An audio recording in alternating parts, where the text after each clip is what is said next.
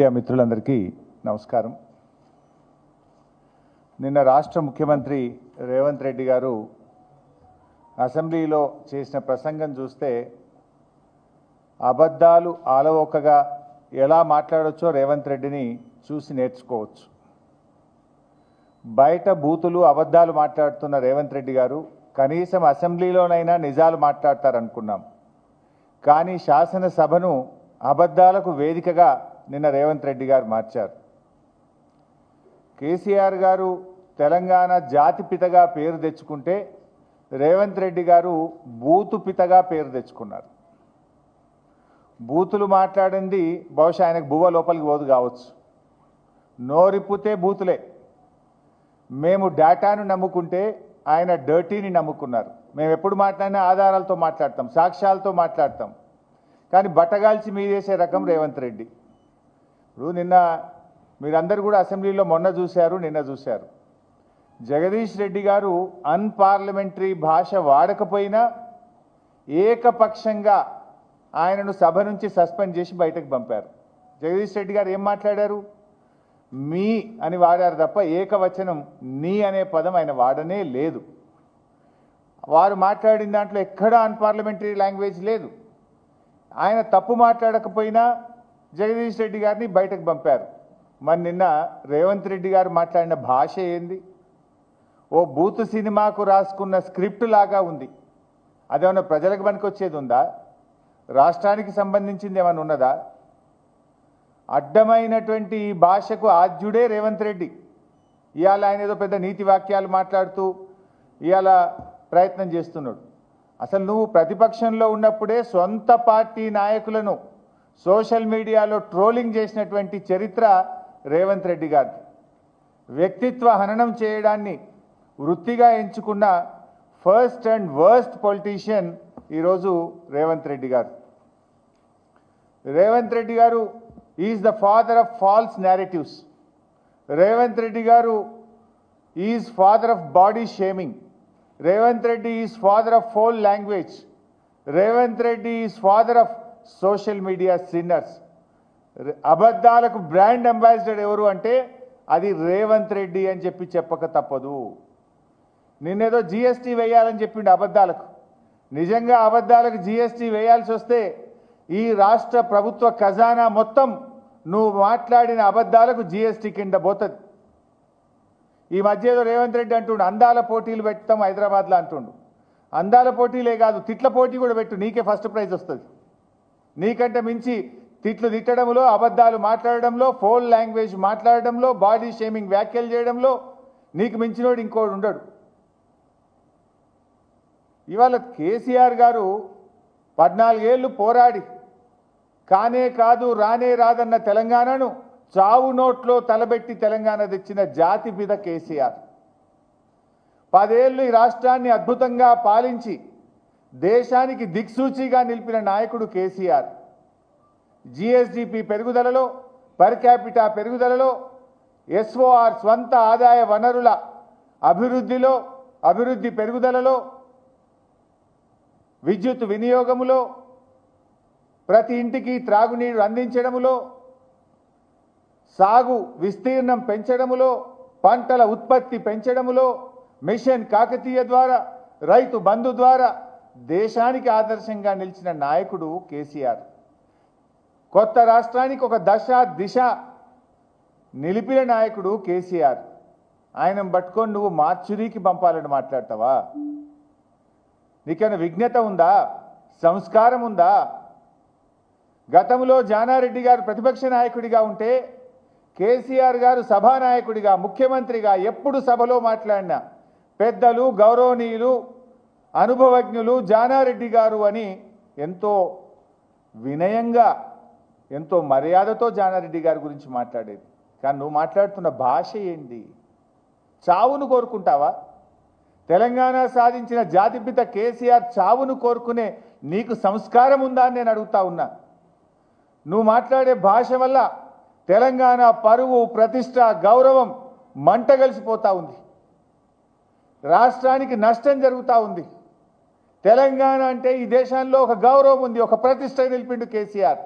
నీ భాష వల్ల, నీ చర్యల వల్ల, నీ విధానాల వల్ల, నీ పిచ్చి తుగ్లక్ చర్యల వల్ల ఈ రాష్ట్రం యొక్క పరువు ప్రతిష్ట మంటగలిసేటువంటి పరిస్థితి ఏర్పడతా ఉంది. నిన్న మేము శాసనసభలో, శాసన మండలిలో కేసీఆర్ గారి పట్ల రేవంత్ రెడ్డి చేసిన అనుచిత వ్యాఖ్యలకు మేము వాకౌట్ చేసినాం. వాకౌట్ చేస్తే నిన్న మాట మార్చిండు. మీరు చూశారు అసెంబ్లీలో. నేను కేసీఆర్ నన్లే బీఆర్ఎస్ పార్టీని అన్నా అని మాట మార్చిండు. స్ట్రెచర్ ఉన్న ఆయన స్ట్రెచర్ మీదకి పోయిండు, అక్కడి నుంచి మార్చుడికి పోతాడు అని కేసీఆర్ గారిని ఉద్దేశించి ఏకవచనంతో డైరెక్ట్గా ఆయన యొక్క చావును కోరుకునే విధంగా రేవంత్ రెడ్డి మాట్లాడాడు.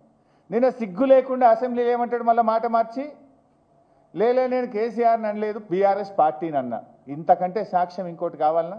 24 గంటల్లోనే మాట మార్చడంలో రేవంత్ రెడ్డి మించినోడు ఇంకోడని ఉంటాడా?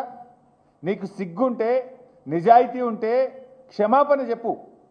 నేను తప్పుగా నోరు జారినా కేసీఆర్ గారిని మార్చురిగిపోవాలని ఆయన చావును కోరుకున్నా అని జాతిపిత అయిన కేసీఆర్కు క్షమాపణ చెప్పు. ఏమన్నా ఆయన పెద్ద మనసుతో నిన్ను క్షమిస్తాడు, ప్రజలు క్షమిస్తారు నిన్ను. ఇలా కేసీఆర్ అంటే ఒక వ్యక్తి కాదు, తెలంగాణ రాష్ట్రాన్ని సాధించిన 4 కోట్ల ప్రజల కలలను నిజం చేసిన స్వాప్నికుడు. నువ్వు ఆయన పట్టుకొని ఆ రకమైన భాష మాట్లాడుతావు. నేనేమంటాడు, మళ్ళా మాట మార్చేసిండు. మాట మార్చి నేను అట్లా అన్నానా అని నిన్న మాట్లాడే ప్రయత్నం చేసిండు. అంటే అన్నా అంటాడు హరీష్ రావు రేవంత్ రెడ్డి అధికారిక కార్యక్రమాలలో తిడతాడు ఎందుకని. ఆయన ఇవాళ మాట్లాడుతుంటే చంద్రశేఖరరావు గారంట తెలంగాణ జాతిపిత అంట.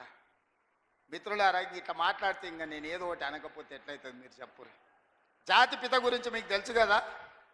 ఆ జాతిపితకు మందు వాసన పడుతుందా? గుజరాతుల్నే బంధు పెట్టించిండు, అవునా? ఆ జాతిపిత గాంధీ ఆశ్రమాలలో ఉన్నాడు, నిరాడంబరంగా ఉన్నాడు. మరి ఈ జాతిపిత వాసన లేకుండా నిద్ర లేస్తాడా? ఆ జాతిపిత ఎక్కడా? ఈ జాతిపిత ఎక్కడా? ఆ జాతిపిత ఎక్కడో చిన్న చిన్న దళిత వాడల్లో జీవితం గడిపితే 100 ఎకరాల ఫామ్ హౌజుల్లో ఈ జాతిపిత గారు ఉన్నారు. ఈయన జాతిపిత ఎట్లయితాడని నేను అడుగుతున్నా. అసలు పోల్చుకోవడానికన్నా పొంతన ఉండాలి కదా. పులిని చూసి నక్క వాతలు పెట్టుకుంటే వాతలతోని నక్క పులి అయిపోతుందా? జాతిపిత అంటే ఎవరు? కొండ లక్ష్మణ్ బాబూజీ జాతిపిత. జాతిపిత అంటే ఎవరు? ప్రొఫెసర్ జయశంకర్ జాతిపిత. ఏ పదవి లేకుండా సర్వం త్యాగం చేసి ఈ దేశం కోసము, స్వతంత్రం కోసము, తెలంగాణ రాష్ట్రం కోసం సర్వం దారబోసిన కొండ లక్ష్మణ్ బాపూజీనో ప్రొఫెసర్ జయశంకర్ తెలంగాణకు జాతిపిత అవుతాడు తప్పితే నోరు తెరిస్తే అబద్ధాలు చెప్పేటోడు, తెలంగాణ రాష్ట్రాన్ని దోసుకున్నాడు, 100 ఎకరాల ఫామ్ హౌజులు కట్టుకున్నాడు, 1,00,000 కోట్ల రూపాయలు సంపాదించుకున్నాడు, టీవీలు పేపర్లు పెట్టుకొని అబద్ధాలను విషప్రచారం చేసేటోడు తెలంగాణ జాతిపిత ఎట్లయితాడని తాటి చెట్టులాగా పెరిగినాయని నేను అడుగుతున్నా. ఇవాళ నేను ఇక్కడున్న యువకుల్ని కూడా అడుగుతున్నా, ఎవడయా జాతిపిత తెలంగాణకు? తాగుబోతాడు జాతిపిత అవుతాడా అని నేను అడుగుతున్నా. త్యాగాలు చేసినోడు తెలంగాణకు జాతిపిత అవుతాడా? తాగుబోతాడు తెలంగాణకు జాతిపిత అవుతాడా అని నేను అడుగుతున్నా.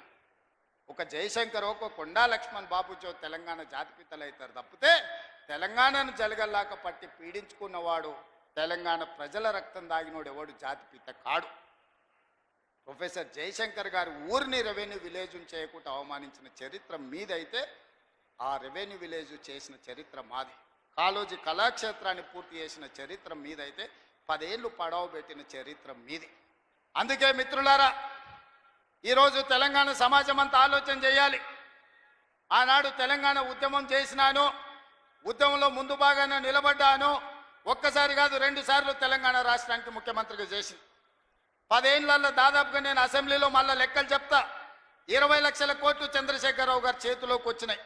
ఈ 20 లక్షల కోట్లు ఎక్కడికి పోయినాయని నేను అడుగుతున్నా.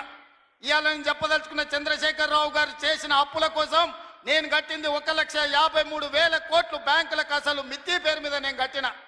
నిజంగానే ఈ 15 నెలల ఈ 1,53,000 కోట్ల రూపాయలు నా చేతుల్లో ఉంటే మా పొంగులేటి శ్రీనివాసరెడ్డి గారికి చెప్పి 30 లక్షల ఇండ్లు, ఇందిరమ్మ ఇండ్లు పేదోళ్ళందరికీ, తెలంగాణ రాష్ట్రంలో ఉన్న అందరికీ ఇండ్లు కట్టించుండేవాడిని.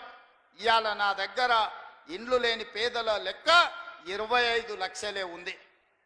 ఒక్క సంవత్సరం చంద్రశేఖరరావు గారు చేసిన అప్పులకు తప్పులకు నేను కట్టిన పాయమాల్ 1,53,000 కోట్లు ఈ 15 నెలల ఈ 1,53,000 కోట్లు నా దగ్గరనే ఉంటే 30 లక్షల పేదోళ్లకు 5 లక్షల లెక్కన ఇందిరమ్మ ఇల్లు కట్టించి రాష్ట్రంలో ఇల్లు లేని పేదోళ్ళు లేకుండా 100% పేదలకు ఇల్లు కట్టించటోని. ఇదే కాదు 75 లక్షల మంది రైతులకు 2 లక్షల రూపాయల రుణమాఫీ చేసి ఉండేటోని. ఒక్క సంవత్సరమే చంద్రశేఖరరావు చేసిన పాపాలకు నేను కట్టిన పాయమాల్ 1,53,000 కోట్లు. ఇది పాపాల పుట్టలాగా పెరిగిపోతుంది. ఆలోచన చేయండి మిత్రులారా. పాపాల భైరవుడు రాష్ట్రాన్ని మొత్తాన్ని కొల్లగొట్టేసి ఈ రోజు పోయి ఫామ్ హౌస్లో రెస్ట్ తీసుకుంటూ వాళ్ళ వంది మాగదులను పంపించి మమ్మల్ని తిట్టిస్తున్నారు. ఇది ఈరోజు తెలంగాణ రాష్ట్రంలో ఉన్న పరిస్థితి. అందుకే మా ఆడబిడ్డల నుంచి మా నిరుద్యోగ యువకుల వరకు మా రైతుల నుంచి మా కార్మికుల వరకు నేను ఒక్క మాట చెప్పదలుచుకున్నా. ఖచ్చితంగా ఈ రాష్ట్రాన్ని అభివృద్ధి పదం వైపు నడిపించే బాధ్యత మాది. తెలంగాణ రాష్ట్రంలో జరుగుతున్న తప్పులను ఉన్నట్టుగా మీకు వివరిస్తా. లేని అబద్ధాలను నేను చెప్పను. లేని ఆదాయాన్ని అరచేతిలో వైకుంఠం చూపించను. అరచేతిలో బెల్లం పెట్టి మోచేతి నాకండి అనే అబద్ధాలు నేను చెప్పను. ఉన్న లెక్కలన్నీ అసెంబ్లీలో చెప్తా. రాష్ట్రానికి వస్తున్న ఆదాయం ఎంత, ఆ ఆదాయాన్ని ఎలా సంక్షేమానికి అభివృద్ధికి వాడాలో మీ సూచనలు తీసుకొని ముందుకు వెళ్తా. ఇలా కష్టం వచ్చినప్పుడు మీతో కాకపోతే ఎవరితో చెప్పుకుంటామని నేను అడుగుతున్నా.